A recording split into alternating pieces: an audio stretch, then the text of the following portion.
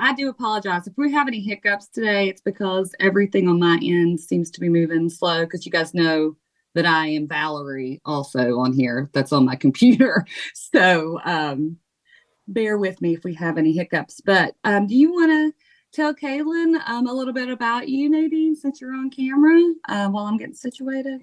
While everybody else is hiding, I see how it is. Yeah. I look like that's warmed over, and I'm cool being on camera. I'm just saying. I love it. I'm all Woo! about no makeup. No makeup. Um, Yeah. my name is Nadine. I am in Roanoke, Virginia. I own Oya Construction. We focus on stormwater management on construction sites and post-construction. I have been in the construction industry for 23 years. I've focused in stormwater for the last 9. I have never met a stranger, and my goal is to one day go by just Nadine, like Cher, Madonna, Nadine. I love it. Yeah. That's awesome. What got you into construction? I'm a civil engineer by education, and so which is a really fun way of saying here we're going to give you 1,000 different ways that you can have a job, like civil engineering. Um, but I love construction. I think to me it makes sense and it goes through my brain and I see it and it makes sense. And when I tried to do other things and it didn't make sense, I was like, oh wow, that's not what I want to be when I grow up. So and then I found stormwater, which is a really great way for me to combine environmental aspects with the construction industry. So I'm also I have my master's in environmental management, and so to me, this is the perfect way of doing something and actually making an impact on the environment, helping our waterways, improving our environment all over the place, while doing something I love. So. So that's great. Yeah. Very cool. Caroline and Andrea, do you guys want to say anything? You don't have to. You can just say hi in the chat if you don't want to come on camera or speak or anything. Just wanted to give you the opportunity. Hi, my name is Hi. Caroline. Hi, everybody. Is this your first time being with us, Caroline? Yes, Oh, yes, it is. Welcome! Yay. Yeah, I am a potential entrepreneur, and I had registered into LinkedIn. I think that's where I seen this ad. Wonderful. And I'm just interested in, how I can learn from others that's already in the industry. My point of interest is agriculture. Potential future farmer, Wonderful. and I'm looking to, get all resources I can. Right now, I work part-time for the state of Virginia. Um, I retired from the state of Maryland in public service for 34 years, and Virginia has been my parents' home, so I moved here. So I'm just here to, absorb all the information I can and see how Wonderful. it works. Thank you. Wonderful. Caroline, I'll be sure to send you an email with all the past sessions that we've had so far. There'll be some useful information about EVA and SWAM in there, and then great conversation about being a woman and a minority in the business world. So hopefully that'll help you out too. Thank you. Yeah. Caroline, where are you located in Virginia? I am in Southern Virginia, Halifax, Virginia, which is our town is South Boston, Lynchburg on one end, Durham on the other, Farmville in the front, So yeah, that's where I'm at. So did family bring you to Halifax County? Yes. Okay. Both my parents, my mom is from Halifax, Virginia. She's also part related to the Henrietta Lacks legacy. For those that know, yeah. And my dad is from South Hill, Virginia. So they've been living here practically after they retired, they've been living here. So we had property. So I'm like, okay, I'm done with Maryland. Let's do it somewhere else. And that's how I ended up here. That's Yeah, great. That's good. thank you. Thank you for joining us. Is it Andrea or Andrea? I'm sorry. I saw you come off mute. I thought maybe you wanted to say something. Yeah. I'll keep my camera on too. I don't know if it'll work though, but it might not. But yeah, I'm Andrea Nelson. I currently live in Nova. Me and my husband have been living in Virginia for about, well, I don't want to do the math right now, but it's been since 2017. It's not too long. Yeah, we came up here. I'm originally from South Carolina. He's a military kid, but we met in South Carolina, moved up here after college because his family's up here. Um, Found work and has been doing it ever since. We got married in 2019, had a baby in 2021. I'm currently working for Department of Social Services, and I've been thinking of starting a business for like forever. So I'm trying to get over that hump of nervousness and fear. And I really am one of those people who feels like I have to have all my ducks in a row. So if something goes wrong, at least I'm like, I tried my best. So Wonderful. Well, thank you for joining us. I think this is your first time with us as well. Wonderful. I'm so glad to see new faces. We usually have about a group of, I guess, 8 or so, including Nadine, that show up for the last 5 sessions or so. But this is on a different day. We're on a Wednesday instead of a Tuesday. So I was nervous that they wouldn't be able to show up. But I will tell you, Kalen, they always, if they miss for some reason, they always email me and say, please, could you make sure to send me, the information, the slides and the recording, because everyone seems to be really enjoying them. So, and I'm loving it. I'm having a great time doing this, but we'll go ahead and get started because I know you have some good information to share. Oh, and there's my dog. I told you, Kalen. I have a dog too, so let me apologize if they bark. I have 2 dogs. I'm just going to put my hand on him the whole time I'm sitting here doing this intro. So, let's see. I'll do the whole intro. Sometimes I skip through, but since you guys are new, you're going to hear the whole shebang. Thank you guys for joining us. This is our 6th session, I believe, of the Women and Minorities in Business series. My name is Billy Roberts with Locus. We are formerly Virginia Community Capital. We are a community development financial institution that provides lending, investing, and community innovation services. If you would like some more information on our new branding that we have going on, you can find it at the end of my email when I send you the information, or I can answer any questions directly afterwards. We are delighted to have you all join us for this empowering 10-week journey dedicated to fostering success and inclusivity. This series is designed to provide women and minority business leaders with the essential skills and strategies needed to excel in today's ever-evolving working environment. Today's session will be recorded, and that reminds me to hit my record button. Let me do that now.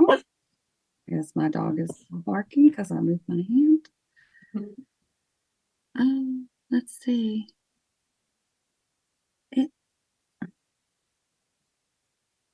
I don't see my record button on here today. Do you see it on yours, Kalen?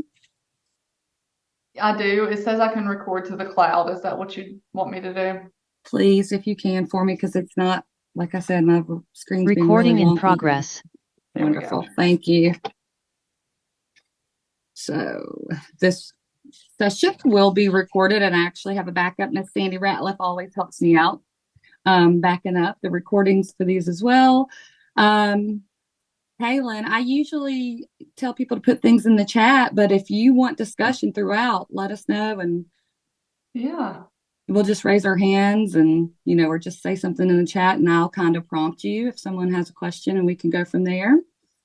But without further ado, let me introduce Miss Kalen Hunter. I'm going to read a little bit of her bio here for you guys.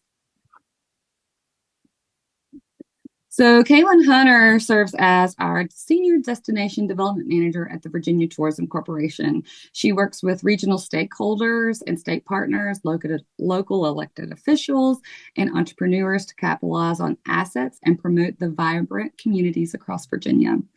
She believes that community development and economic prosperity rely on strategic partnerships and planning to create opportunities for Virginians and visitors. And that is not just a statement. You can tell if you've ever spent any time with her, she believes that statement and lives it. The Commonwealth has unique resources, scenic views, and authentic people that offer an experience like no other. So Kalen previously served as the Director of Economic Development in Go Virginia Region 1 at the University of Virginia's College at Wise. In this role, she collaborated with business leaders, nonprofits, government officials, and economic development professionals to build innovative projects for Southwest Virginia. In her role as a board member for the United Way of Southwest Virginia, Kalen has also assisted with the expansion of the GoTech program and K-12 systems throughout the Go Virginia region, the Region 1 footprint. Kalen has also served as the executive director of the Northeast Tennessee chapter of the American Red Cross and worked with the Virginia Department of Housing and Community Development, serving as the operations manager of the Southwest Virginia Cultural Heritage Foundation. I did not know that. That's very cool. She holds a Master of Business Administration and a Bachelor's of Arts in Technical and Professional Communications from King University. And during her time at King, Kalen was also a member of the women's basketball team, where she served as captain for 2 of her 5 years. She's happily married to her husband, Kalen Hunter, who is the wide receivers coach at Emory-Henry College. Whoop, whoop. My son goes there. And Kalen spends her free time cheering on her husband and the E&H Wasps and brunching at her favorite spots in Southwest Virginia. Kalen and Quentin reside in Bristol, Virginia, with their fur babies, Ella and Remy. Is that right, Kalen? Did I say that right? Yes. All right. So take it away, Kalen. Okay, so that was a lot about me, and I'll touch base on it again in just a second. But I do want to just thank you all so much for being here with me and giving me your time over the next hour. And then also just to Billy and Sandy and the Locust community for putting on this fantastic series free of charge. It's also just a great resource and tool. So we'll see if these click correctly. Okay. All right. So let's network. I'm going to start off by telling you a little bit about me. Billy did a great job, but I'm going to share a little bit more just in depth. So this is my family, and this includes my husband to the left, me, my father, my mother, my sister-in-law, my brother. And that little nugget in the middle is my nephew, Carter. He's the first and only grandchild right now. And I wouldn't be where I am today and wouldn't have the success without this core group of people right here. They've given me all the love and support and a lot of tough love along the way too. Billy had mentioned that I played basketball, and I do think that this laid the foundation for me in being to face adversity. And I put this on here because I played for 5 years. I broke my hand at a medical red shirt, and there was times that I wanted to quit. But each year we would have a new group of individuals that would graduate and a new group come in, and would allow me to build this team and this community around me that helped me face these trials and tribulations through college, and then also have a lot of fun with along the way. So after King, I led to my first job with the Virginia Department of Housing and Community Development. And here I got to work with many of the communities in Southwest Virginia, helping them to utilize the Southwest Virginia brand, a regional branding initiative, and then also working to brand our outdoor recreation assets in this region. As you know, Southwest Virginia is a beautiful place with a lot of natural and cultural diversity and assets. But we were really trying to pull those together to be able to brand and market those to visitors and then also community members. From DHCD, I hopped over to the American Red Cross in Kingsport, Tennessee, just across the state line. Here I served as the executive director of the Northeast Tennessee chapter, and this job was such a fulfilling experience, where I even have it planned to be in my retirement plan to go back and be a volunteer. But in this role, I was responsible for fundraising, deploying as a government official liaison for national disasters, installing smoke alarms with our volunteers, responding to home fires, coordinating blood donation activities, and just really what you would think of when you think of the American Red Cross. And then from there, I got married in 2019, like Andrea. So we got married. We have our fur babies. My husband, again, coaches football. We've been at 2 different schools. He was at Emory, then UVA was. Now he's back at Emory and Henry. So the football world has created another community for us in itself. So whether we like it or not, we're all merged together in the fall, and through the good, bad, and ugly, with all the wins and the losses, we're together. And that has created a sense of family as well, with not only with the coaching staff and the fans and alumni, but our players feel like family and a community. And then from the Red Cross, after I got married, I got the job at UVA Wise, serving as the Director of Economic Development, and ran that Go Virginia Region 1 program. And here I had the opportunity to assist partners with tapping into Go Virginia funds to create projects around agriculture and food and beverage processing, advanced manufacturing, and energy. And it was great to work with them to see what resources they had, to see the vision for their communities. And from there, I am where I am today with Virginia Tourism Corporation, working with our communities to leverage their tourism assets, to capitalize on assets that might not be there just yet, but need a little bit of TLC to get them to where they need to be, and really to get visitors to come here, stay here, love the Commonwealth and the place that we all know and love, and spend that money. We want them to spend money in our communities, and I'll just be very transparent about it. We want them to spend money. We want Virginia to be the best, not just for visitors, but for our residents as well, and to have things to do for them. So that's just a little bit about me, but I'd love to know about you guys, and I love getting to hear bits and pieces about what you all do, where you're located. But I have 3 questions that I want to go through, and you can drop it in the chat, or if you want to come off mute, you're more than welcome to come off mute. So we'll get started with that. So the first question is, when you think of networking, what comes to mind? It can be a single word, it can be a couple of sentences. I'd just like to hear from you all. What do you think of when you hear the word networking? To me, I always think that the first thing that pops into people's heads are the networking events that everybody dreads. But I really don't even primarily use that for networking. I use opportunities like this, where I get to meet people and tell them what I do and make connections like that through all these different organizations. That is great. And I just saw you're from Bristol too. You're a Bristol native. So woo woo, Bristol. All right. Andrea, what about you? I'm not really sure. When I think of networking, I kind of just think of it as kind of like going to meet other professionals, getting, connected to other professionals, and maybe something links up, maybe something doesn't, but you kind of get to learn about other people's businesses and ideas, and, I guess make friends and connections that way, but I'm not really sure what happens. Yeah. I haven't done it yet, obviously. That's okay. And it can be just emotions too that you might feel when you think of the word networking. Some people, their like chest gets tight and they're like, oh no, people, and Yeah. that's a natural response. Caroline, what about you? What do you think? Oh, Okay. When I think about networking, and I think about fellowship, exactly what we're doing now. I think about having an idea and go and making that idea a reality. Like I had indicated, I want to be a farmer. So how do I get there?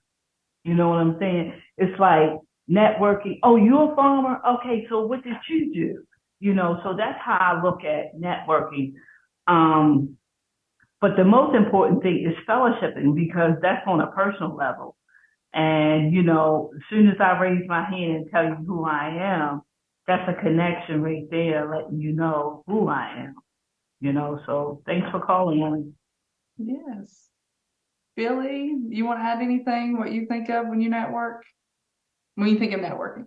Yeah, I was gonna put it in the chat because I don't want to take your time, but I would just think about it's about forming relationships for me and being an outlet for I guess it's just helping. Like I like it when people call me and say, "Hey, do you know who can help me with this?" Even if I can't help them, right? Like being able to relay resources to others to help them on their path.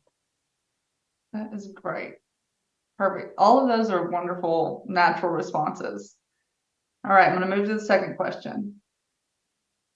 So, how do you feel about your current professional network? And I have three options here.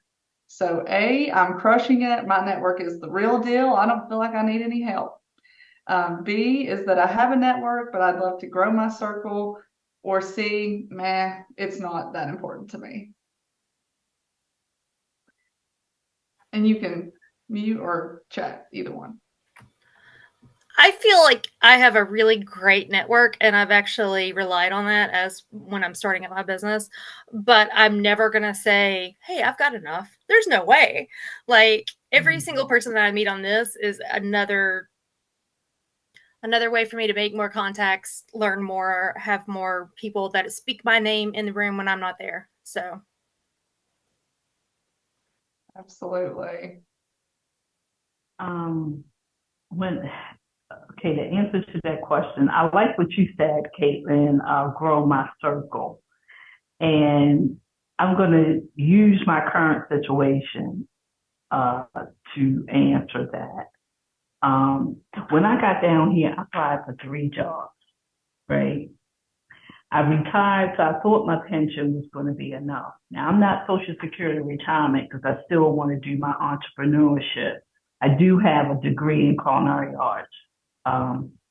So I cook. I love to cook. And I wanted to combine the agriculture from the farm to the table type of thing.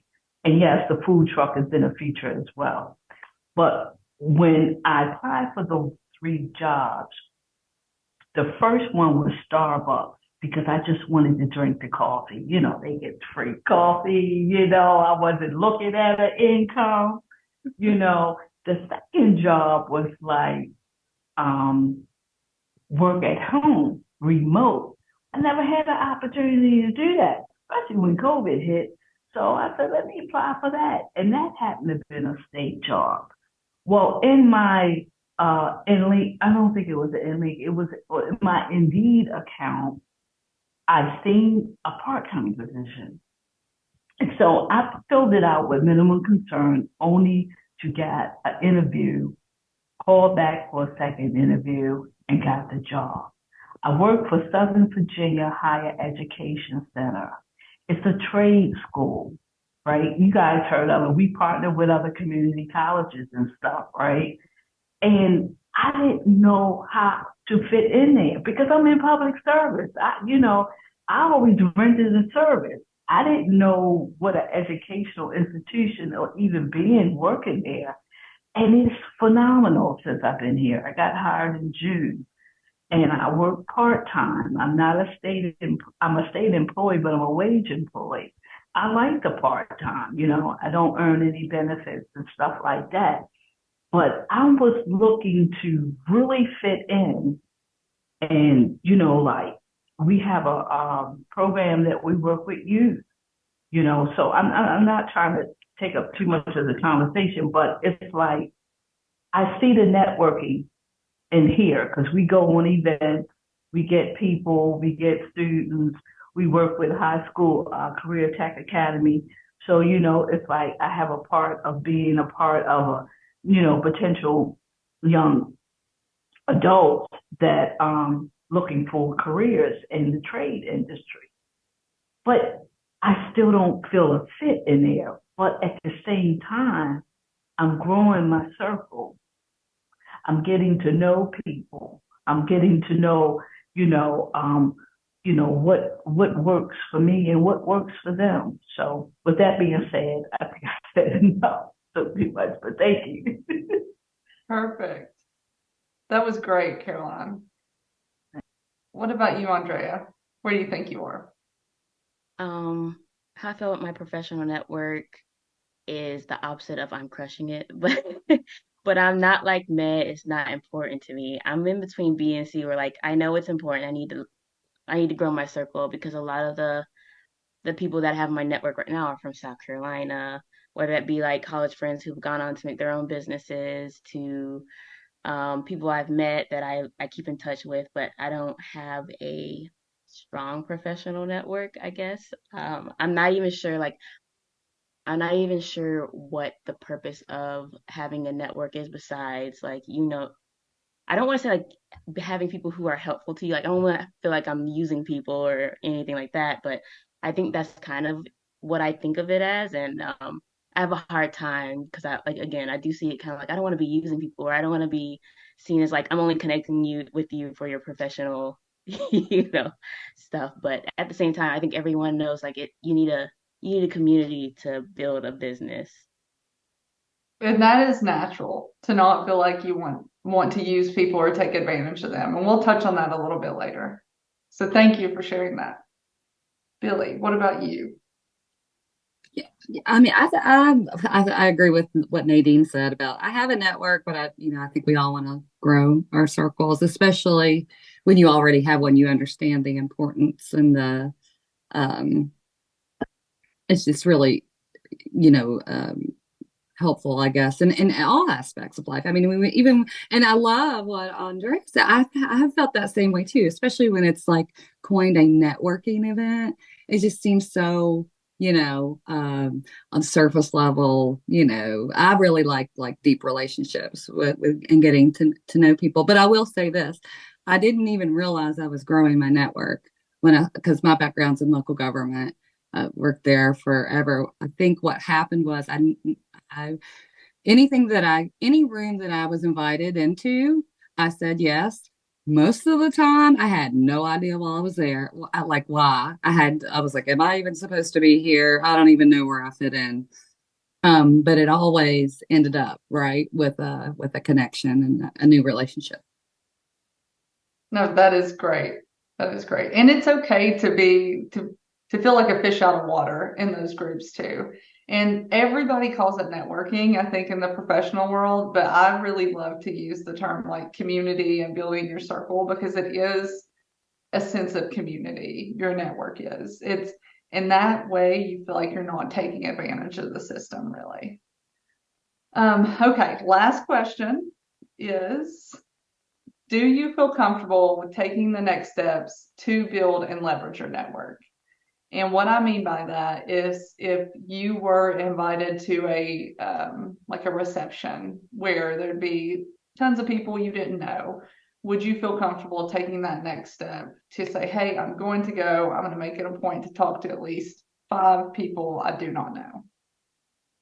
This can be yes, no, maybe. I'm not I'm a sure. professional extrovert. I'm good. Nadine's good. Go Yeah, ahead, I'll Andre. I'll go first. Yeah. Oh, sorry, my baby's right here. Oh, I do have a remote job. Um, I I feel comfortable with it, but when I get to it, like I've tried to go to networking events, and once I like get there, I'm such a fish out of water that I just like I only end up staying like a little bit or only talk for a few people, two people. So, I'm not very comfortable with it, I guess is the answer. I would like to be, but I am not an extrovert. I am an introvert. and that's natural. And the world can't be filled full of both just introverts by themselves or extroverts. You got to have a great combination of both. I think I'm an Caroline. extrovert introvert. So like if I will go to a networking event, no problem, but I will gravitate towards the people I know. So to make a point to talk to like 5 new people, that's really difficult for me. So yeah. Yeah. I don't think that's called being an introvert. I think that's called being human.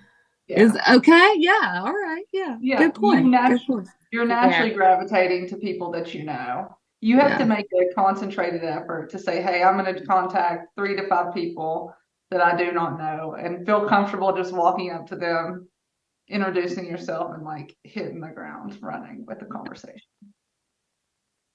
Caroline, I think with I think with me, my life is like an open book, and I'll just start talking to anybody. My dad said, "Oh, by the way, I am truly blessed to have my dad at 91 living his best life. So I'm just so glad that I made the move to Virginia. I had to make some adjustments, but it's okay. But yeah, I'm kind of like a open book. My dad said, "You're the only child or only person I know would just walk up and talk to anybody, and it's true. And sometimes I feel that can not be a good thing as well. It's just like a child. We tell our children don't talk to strangers and stuff like that. You know, um, but I on the most part, I try to keep a positive attitude. So whatever I say, um, I'm okay with what I'm saying. You know what I mean? yeah. It's like I'm comfortable in my own skin. I'm like you, Nadine. I am not an introvert at all. Thank you. Right. All right. Andrea, did you want to add anything? Oh, no. Okay. All right. I'm going to move on to the next slide. So I did a quick Google search to see what the definition of a network is. And let me tell you guys, I had the most challenging time because when I said define a network, it wanted to show me what an IT network is and like this web definition of technology. And that's, of course, not what I was looking for. But this is a combination of what I pulled together from different resources, but a set of human contacts known as an individual with whom that individual would expect to interact at intervals to support one professionally, specifically with finding employment, making connections, or with a given set of activities.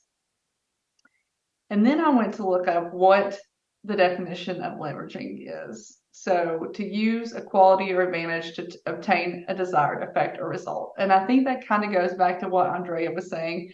You don't want to feel like you're taking advantage of people because you will be leveraging these connections. But I think it's in the manner that you approach people and sort of the tone and body language and attention that you give them at the same time. All right, so these are the benefits of networking. Your networks can provide advice, and I'm a firm believer that it is great to create a network of people they can be like-minded, but it's great to have a network who does not have the same view as you. And it's healthy to see each other's differences and to be able to see different perspectives and offer transparent advice when it's asked for. Making connections can provide contacts and vice versa. So the more contacts you make, the more connections that you can make for people as well. So if Caroline, she shared with us that she wants to be an entrepreneur and start a business around agriculture, I immediately thought of some chefs that I work with that are farm to table that I could connect Caroline with and talk about their story and maybe some state funds that they utilize to get off the ground and working with their city government. And then assist with making informed career decisions. I feel like these are a little bit more tighter connections that you develop a deeper connection with, where you can contact them and say, hey, I've applied for this job. I'm not sure if it's the right fit. I wanted to run this by you and see what you think. Do you think I have the skill sets to move forward with this process? And then assisting with finding jobs and internships, advertised or unadvertised. There's so many people get jobs just from their network and their connections, and these jobs might not be advertised. And I don't know about you all, but how many jobs have you advertised for and you don't know anybody and you might not ever hear back? I have probably applied for 70 jobs before, not knowing anybody at these locations, and have gotten maybe 2 callbacks. And that's natural. It truly is about who you know and who is in your circle. Your network They help you gather fresh ideas and giving you a new, fresh perspective. It helps to build confidence. So we talked about going into these rooms, not being comfortable with our same core group of friends, just having that confidence, having the courage to step up to them. It's a repetitive process. So if you go to one reception and do it one time, that it's not going to feel natural. You're going to have to keep going. Practice makes perfect with anything. And then lastly, a benefit of networking is that it helps you develop long-lasting relationships. And there have been so many people in my life who I've connected with at a reception or at a meeting, and we hit it off by just talking about our dogs or our family or where'd you graduate, where'd you go to school, and those people are now my friends. They're colleagues, but also great friends that I can call for anything. So I wanted to talk about 3 foundations of networking.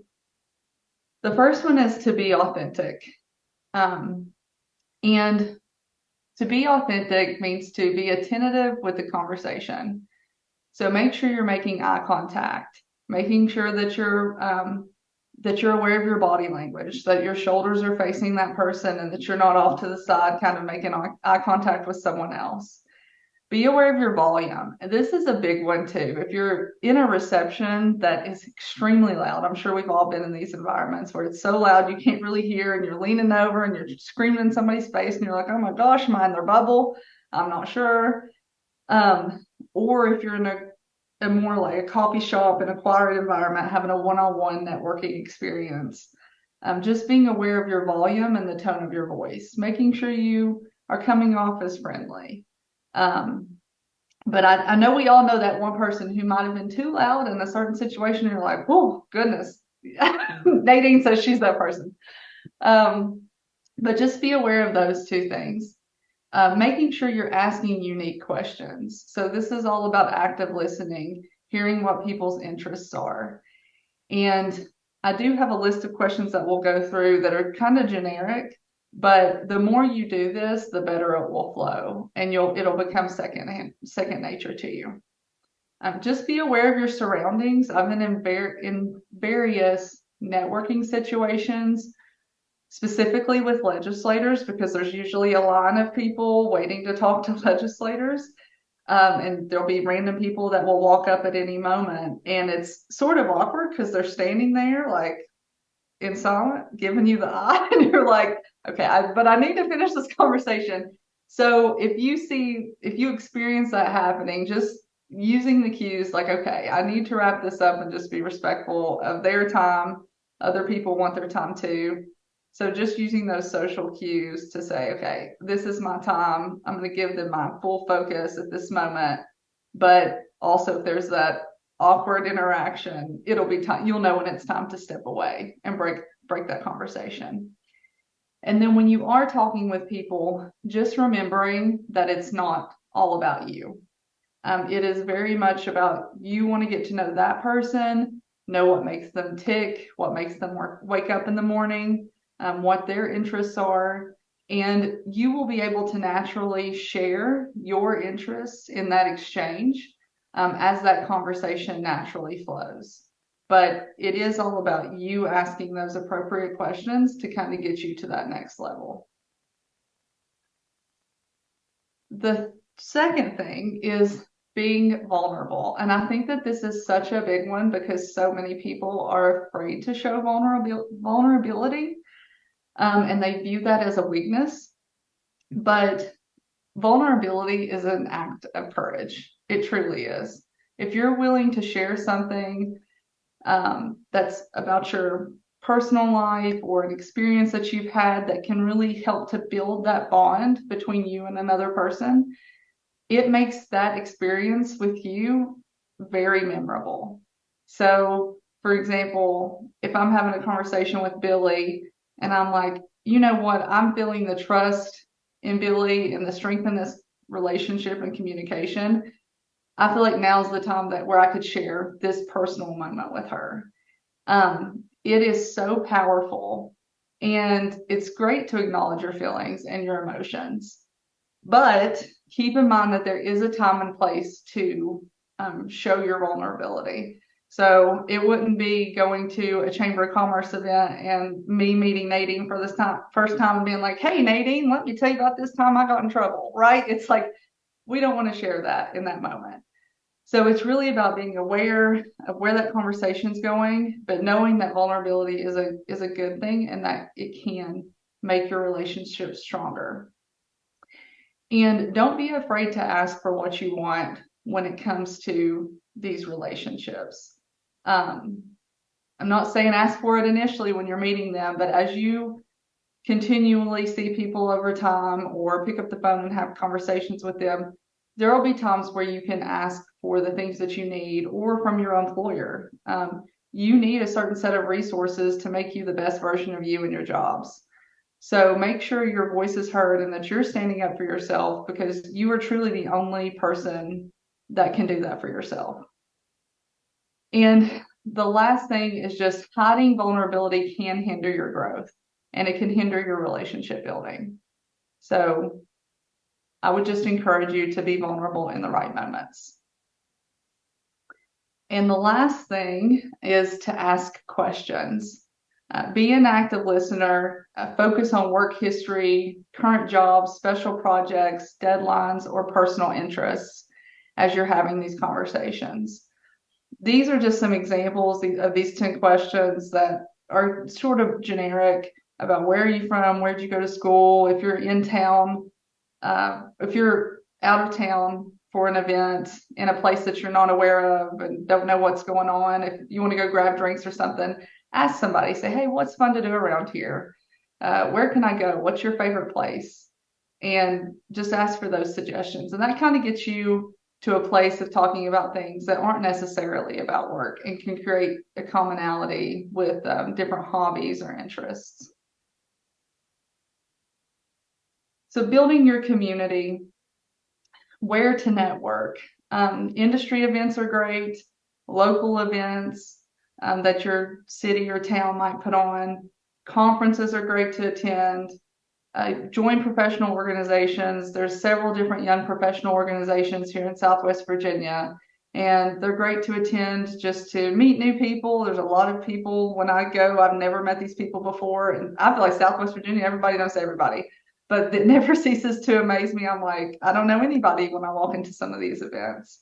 Board meetings are also great, and I think that this is a critical point. So I serve on various boards. I'll get there a little bit early to have conversations and just to speak to people about non-related board items, to make sure I'm touching base with them to see what's happening in their life. So just creating that extra 15 to 10 minutes of time before the meeting or after the meeting to make sure I'm networking with that group of people as well. Chamber of Commerce events are a great place, college alumni events, receptions, social media platforms. I get so many messages on LinkedIn from college students in particular that are just wanting 30 minutes of my time to jump on a quick Zoom to talk about what I do for a living or grab a quick coffee. So LinkedIn, I think, is a great place to network on a virtual platform, and then utilize existing networks. So if that's board cohorts, former classmates, former colleagues, existing colleagues, that's also a great place to start.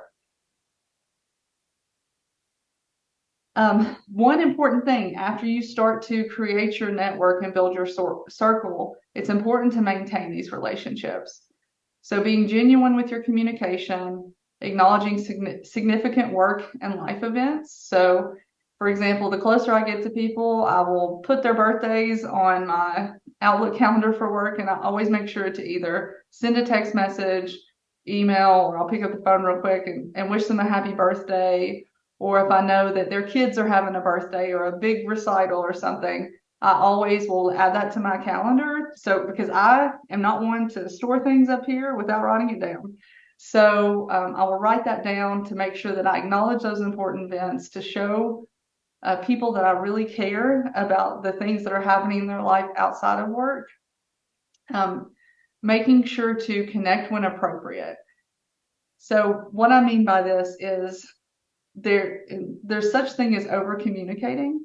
And if you know someone if you've seen on Facebook, maybe somebody has lost a family member, but you have a job interview the next day and you really want their advice, that is not the appropriate time to reach out to them. Maybe you go to the next person in your circle to ask for that advice. Make sure to connect with them on all social media platforms, whether it be LinkedIn, Twitter, Facebook, or TikTok now, all the things. Handwritten thank you notes go such a long way. If you're just meeting someone, it's extremely memorable for a thank you note that's handwritten. And it's also important to determine how your network likes to communicate. So whether that's you picking up the phone, text messages, if they prefer emails, really reading that individual and seeing what type of communication is preferred.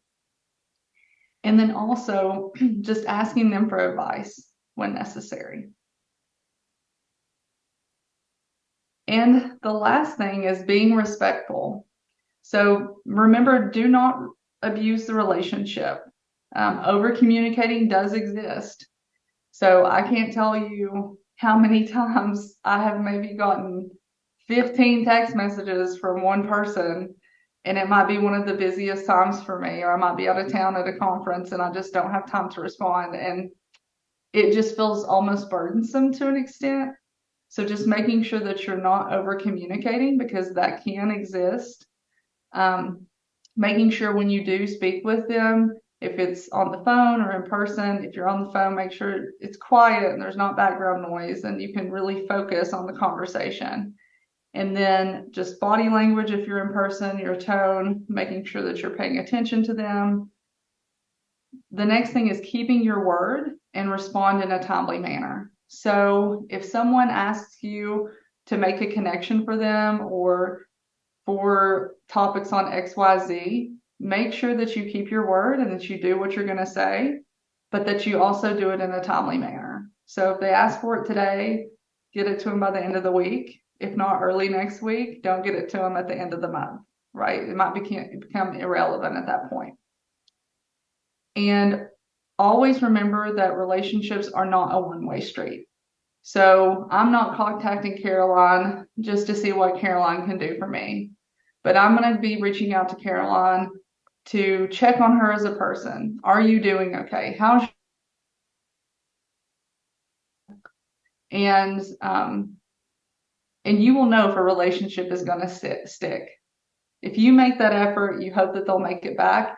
And if it's not reciprocated, you'll feel that. You'll know when it's time to walk away. So the last thing I'll leave you with is to make sure you utilize your circle to build your community. And I know we've talked about networks and leveraging, but I really think your networks are your community. And when you show that you care, you ask the appropriate questions, making sure you're asking questions that are not just about work, and be vulnerable in certain situations, you will be able to build these strong connections.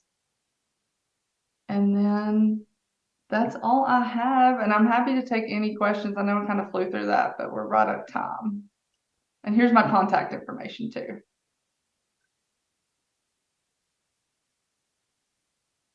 So any questions? Yep. You guys have any questions? This is the time to do it. I'll try to wrap up right on time. But you know what I do, Kaylin, is I struggle with the wrap up and the exits. I have a hard time. Yeah. If you have any tips, I'll take them. when you're talking to people? When I'm talking to someone in a room, yeah, and it gets that awkward, so I'll just fill it in with, So there's a lot of times I've been in a room, if I see, let's say there's 5 people off to the side, and I'm I want to catch them all before they leave. That happens a lot. Yeah. So I'll make a point and I'll say, okay, Billy, if you're the person, I'll say Billy, I'll give you a hug. So great to see you. Tell me what's going on in your life. We'll talk for maybe 5 minutes, maybe a little longer. And I'll say, I hate to do this, but there's somebody over here that I'd love to go say hey to. I hope you don't mind. Do you care if I step away? And 9 times out of 10, they're not going to be like, I am Yeah. so mad that you stepped away, right? Like that's usually what I'll do. And I'll give them a hug and I'll say, we'll reconnect. Or if you ask me for something, I'll say, I'll get that to you by the end Yeah. of the week. And that's kind of how I step away. I think it's going to take some practice for me. It's almost It like is practice. it's like I think Andrea said it earlier, like it's like, I need, our conversation isn't important. I'm going to go over here for a second, right? So I got to be confident. That's the other thing I wrote down was confidence. Like Caroline stated, being comfortable in your own skin. I think that's key, right? That's it. I think so too. Yeah. Andrea, do you want to say something? Yeah, sorry. I thought I muted myself for talking to the baby. Oh. I did want to say that I wish I had known the maintain relationships like 5 years ago, because it's easy when you're in that community, but when you leave to go on to your next thing in life, it's hard to keep that because you guys aren't doing the same thing, that you're not seeing each other every day. So to continue keeping people in your circle is really hard. And I wish I had like these little tidbits of like knowing how often do I communicate with them? Whatever, how personal can I get with them? Or, it's just it's a human thing, I guess. But, um, but it would have been helpful to know, because I feel like I might have lost some people in my circle.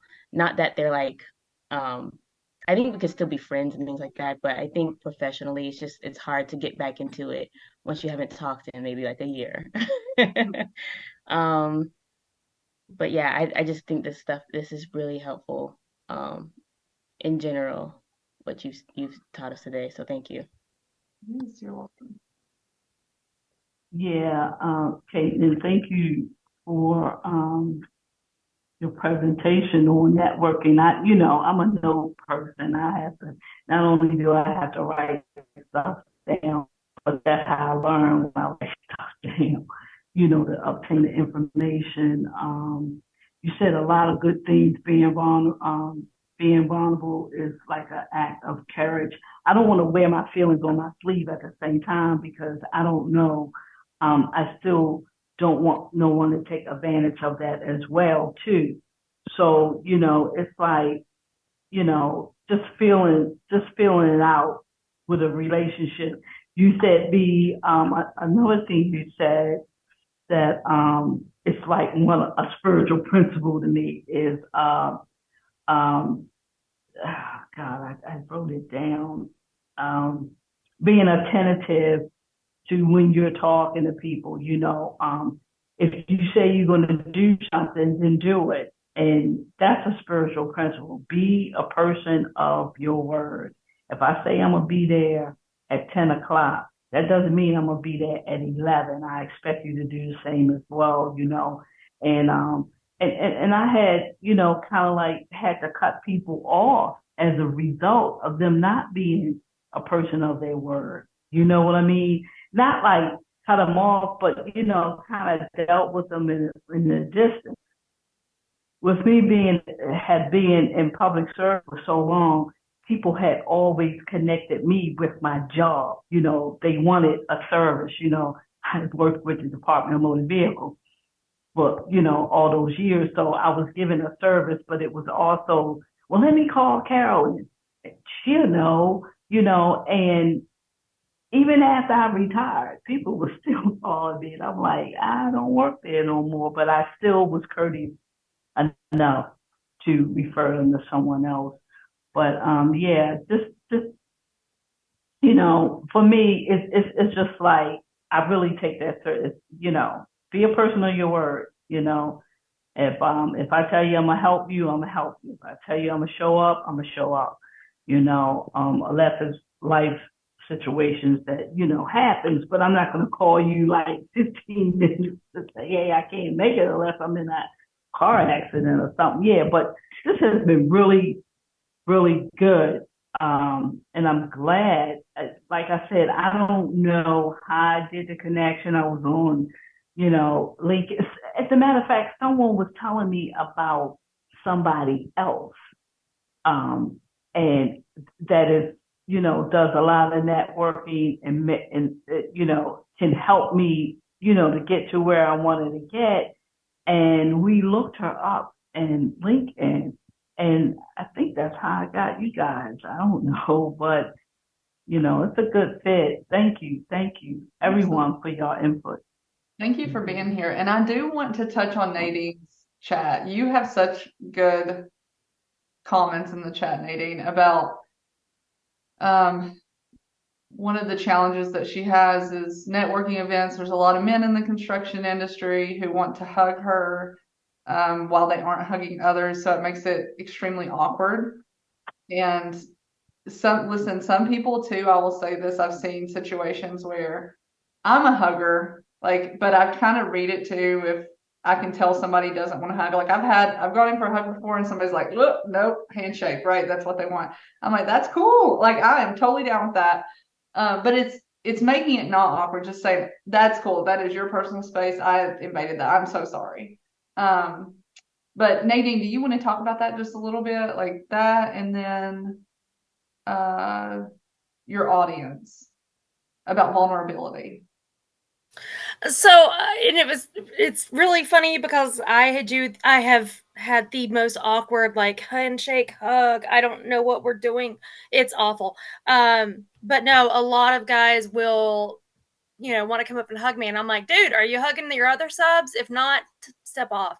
So I usually do it as kind of a joke thing, because for some reason they feel like since I'm a female in this industry that's the appropriate way to greet me.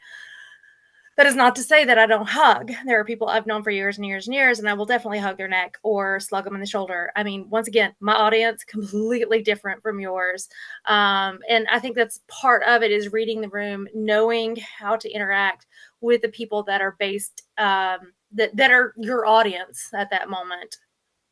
Mm-hmm. And I would imagine it would be so much more challenging to be vulnerable in with your audience in particular because you are a minority in that group, and sometimes and I'm not saying this, we're all women here, but sometimes working with men in different environments, there can be some uncomfortable situations that happen where you might feel like they're overstepping their boundaries, and you just have to create that distance for yourself and just be self-aware that, hey, I will say hello and be respectful, but I don't want to have this one-on-one intimate conversation with you. Right. Yeah. Yeah. So, I mean, I've learned over the years that there are certain aspects where I keep it very private until I get to know you better, and that's just straight out the way that it is. I will say, "Hey, my hometown is in Bristol too," but I'm not going to tell you about my home life, type of thing. So it's all in picking and choosing, filling out the situation. How do you connect with somebody? How do you form that emotional bond without putting yourself in danger? Mm-hmm. Absolutely. Any other comments, questions? You all have been amazing. I've loved the interaction and hearing your stories. Yes. I love it too. I love it too. Great points, Nadine. I think Kelly and I probably can relate because just within local governments and in our world, it's majority men. As there's, I think it's changing. I'm watching it change a little bit to where it's more equal. But there's been a lot of times I've been the little lady in the room. Well, I feel like it's harder in far Southwest. For sure. Yeah. Like when I go to events down in far Southwest, I'm going to Abington this week. And I'm like, hey, I need to make sure that I code switch a little bit to know what, I don't want to come across as somebody who's overly pushy or anything else like that. So, it's a matter of knowing things. But I think in far Southwest, it is still a whole lot worse to be like, well, where's your husband at? Yes. So, but it is changing, and I'm seeing that everywhere, and it's exciting and it's wonderful.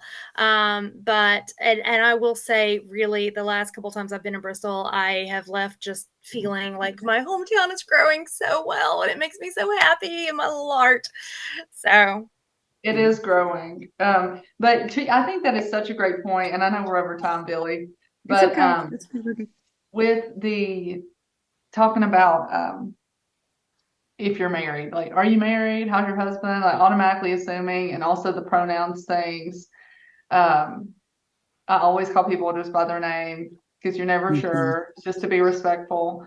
And then also, like, because we've had fertility issues, and I will never ask people, hey, you have kids? How many kids you have? And I'm like, Yes. well, calm it down. I got 2 fur dogs, fur babies, it's like, that's all I got.